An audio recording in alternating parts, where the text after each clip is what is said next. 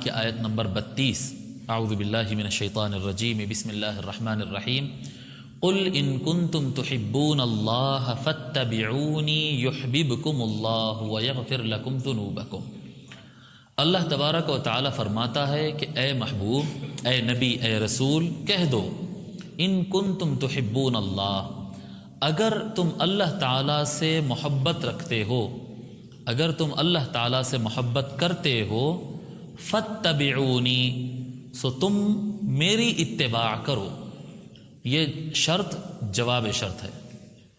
ان کنتم تحبون اللہ، اگر تم محبت کرتے ہو، فاتبعونی، تو میرے پیچھے چلو، تو میری اتباع کرو، اور اگر تم میری اتباع کرو گے، یحببکم اللہ، تو پھر اللہ تبارک و تعالی بھی تم سے محبت کرے گا، تم کو اللہ تعالی اپنا محبوب بنا لے گا۔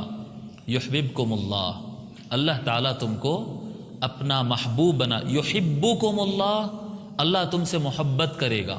یحببکم اللہ، جو کہ قرآن کی آیت میں یحببکم اللہ، اللہ تم کو اپنا محبوب بنا لے گا، اپنا چہیتا بنا لے گا۔ ایک فرق ہوتا ہے نا دو باتوں میں، کہ بھئی انسان کسی سے محبت کرتا ہے، تو ہم ہر انسان سے محبت کرتے ہیں اولیاء اللہ کی تعلیم کے مطابق، حضور صلی اللہ علیہ وآلہ وسلم کی سنت کے مطابق ہم تو سبھی سے محبت کرتے ہیں صاحب، ہمارے پاس نفرت کا کوئی چیپٹر نہیں۔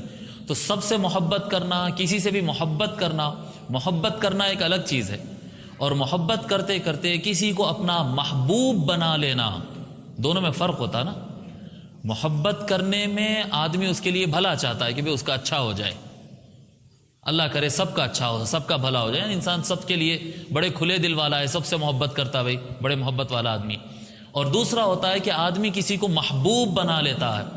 جب آدمی کسی کو محبوب بنا لیتا ہے کہ بھئی یہ میرا محبوب ہے، تو اب ہر وقت اس پہ نظر رہتی ہے، ان خوش ہے کیا، پانی کی ضرورت ہے کیا، تھک گیا کیا، آرام کرنا چاہ رہا کیا، آج میرا محبوب بہت چلا، اس کے پاؤں دکھ رہے ہوں گے، میں پاؤں دبا دوں، جی سر میں درد ہو رہا کیا، میں پانی لا کے دے دوں۔ عام محبت کرنا اور کسی کو محبوب بنا لینا، اس میں بہت بڑا فرق ہوتا ہے۔ اور اللہ تبارک و تعالی یہاں پر یہ نہیں فرما رہا ہے کہ فاتبعونی یحبکم اللہ، اے نبی یہ کہہ دو کہ تم میرے پیچھے چلو، اللہ بھی تم سے محبت کرے گا۔ اللہ تعالیٰ تو ویسے ہر مخلوق سے محبت کرتا ہی ہے، لیکن اگر تم رسول اللہ صلی اللہ علیہ وآلہ وسلم کے پیچھے چلو گے، ان کے بتائے ہوئے راستے پر چلو گے، سو تم سے اللہ تعالیٰ صرف محبت کرے گا نہیں، اللہ تعالیٰ تم کو اپنا محبوب بنا لے گا، اپنا محبوب بنا لے گا۔ اس کے بعد بندہ ارادہ کرتا ہے، اللہ تعالیٰ پورا کر دیتا ہے۔ اللہ بندہ، آپ دیکھیں نا بھئی یہ کیوں اس طرح سے طریقہ ہوتا ہے کہ بھئی بزرگوں سے دعا کرواتے ہیں، کیوں دعا کرواتے ہیں بزرگوں سے؟ یعنی ہمارا کم اللہ ہے، ان کا زیادہ اللہ ہے، ایسا کچھ ہے کیا؟ اللہ تو سب کا اللہ ہے، سب کا خدا ہے، سب کا دینے والا، پالنے والا، سب کا ہی ہے۔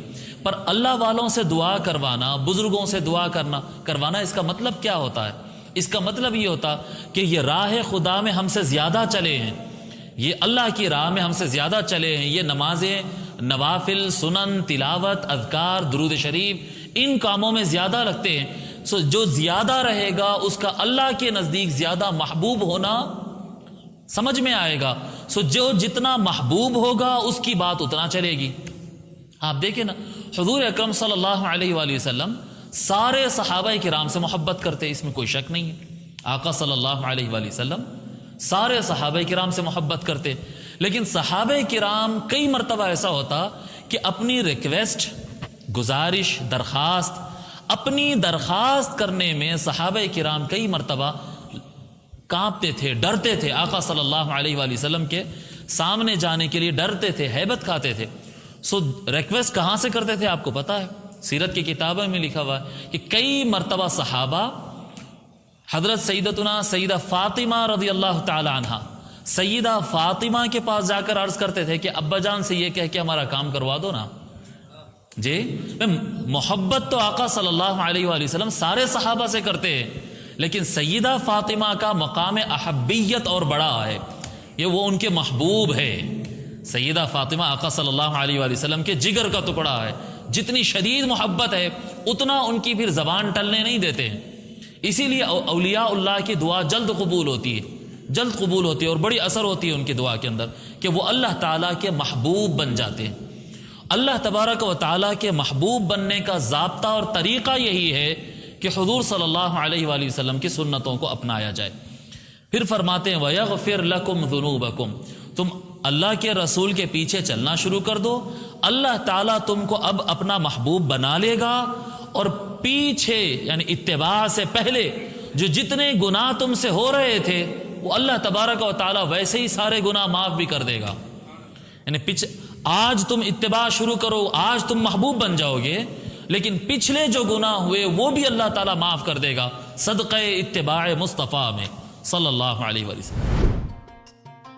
Don't forget to subscribe and press the bell icon to get notified.